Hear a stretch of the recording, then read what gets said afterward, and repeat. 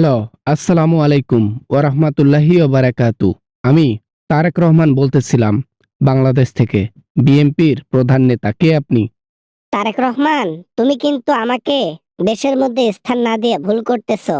তুমি নির্বাচন করবা, তোমার কোনো প্রতিদ্বন্দ্বী থাকবা না, এমনি এমনি জিতবা।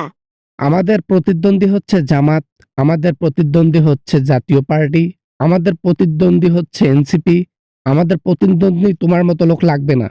ও আচ্ছা, বুঝতে পেরেছি। তোমরা ভয় পাও আওয়ামী লীগকে, কারণ ওই যে আওয়ামী লীগ নির্বাচনে গেলে আমাদের উপর টপকাইয়া কেউ যাইতে পারবে না আগে। লেকচার কম করে মারো। সারা রাত ভোট চুরি করে সকালে রায় দাও নৌকা দিচ্ছে, আর আবার বড় বড় কথা বলো। কোথায় গেল সেই পাওয়ারের গরম? কোথায়? পাওয়ারের আর গরম নাই।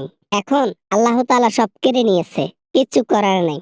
অনেক চেষ্টা করেছিলাম, মানুষ পর্যন্ত উপরে পাঠাই দিছি, তাও পাওয়ারটা আমি আটকায় রাখতে পারি নাই। Bad luck. স্বৈরাচার সরকার। সারাটা জীবন এইভাবে তুমি সরকার ছিলা।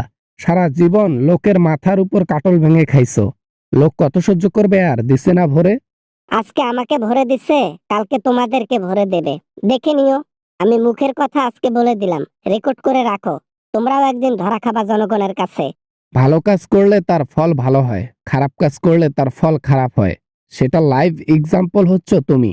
খারাপ কাজ করছো, তার ফলাফল খারাপই হয়েছে। আমরা একলা খারাপ কাজ করি, তাই না? তোমরাও তো চাঁদাবাজি করো, তোমরাও তো অনেক খারাপ কাজ করো। জনগণ তাও তোমাদেরকে ভক্তি দেয়। আমি বুঝি না কেমনে কি। চাঁদাবাজি আমরা করি না। অনেক নিকৃষ্ট লোক আছে, তারা চাঁদাবাজি করে এবং আমাদের নাম করে তারা টাকা তুলে খায়। নাম হয় আমাদের যে আমরা চাঁদাবাজি করার জন্য মানুষকে উস্কিয়ে দেই। হ্যাঁ হ্যাঁ, কিছুদিন আগে তো আমি নিজেই চাঁদাবাজি করার জন্য পোলাপানদের লাগাই দিয়েছিলাম, যাতে তোমাদের দুর্নাম হয়। কেমন দিছি? ভরে দিছি না? আমরা তো এই জন্য সম্মানের পদবিতে আছি।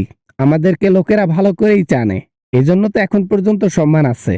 তুমি যে ওইসব করো, লোকেরা এটা বোঝে। লোকে বুঝে কাজ নাই। লোকদেরকে দেখিয়ে দেব আমি কি মাল। আমি শুধু একটু অপেক্ষা করতেছি পাওয়ারের জন্য। পাওয়ার হাতে আসলে দেখাই দেব সবকিছু। পাওয়ার হাতে আসার আগে নরেন্দ্র মোদীর ক্ষমতা চলে যাবে, আর ক্ষমতা চলে গেলে নরেন্দ্র মোদী ইউএসএ তে শিফট হবে। তুমি কোথায় শিফট হবা, হাসিনা? আমাকে ভয় দেখাও তারেক রহমান। আমার মোদিকে লাগবে না।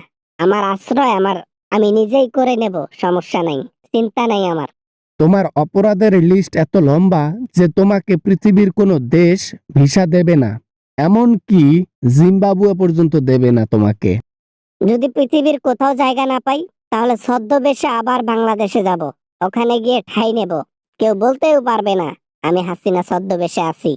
এটা বাংলাদেশ। বাঙালিরা এমন কিছু আছে যেটা পারে না, এমন কোনো কিছু নাই যেটা পারে না।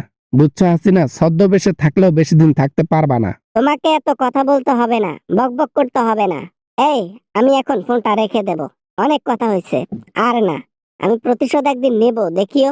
তুমি আর কখনো আমাকে ফোন করবা না। লজ্জা লাগে না, শরম লাগে না? এরকম করে ফোন করে পা ধরো, হাত ধরো দেশে আসার জন্য। শরম করে না একটুও তোমার? মানুষের বেডের সাথে আমি শুয়ে আছি, মানুষের বেড শেয়ার করে শুয়ে আছি, মোদির সাথে শুইতে আমার লজ্জা করে না? আর তারেক রহমানের হাত পা ধরবো, এটাতে লজ্জা করবে? আয় হায় হায় হায় হায় হায়। মানুষ শুনলে কি ভাববে? যাই হোক, আর কথা বলতে চাই না। গন্ধ বাড়াইছে তো, আর কথা বলতে চাই না। গুড বাই, আর ফোন দিও না। ঠিক আছে ঠিক আছে, আর ফোন দেব না।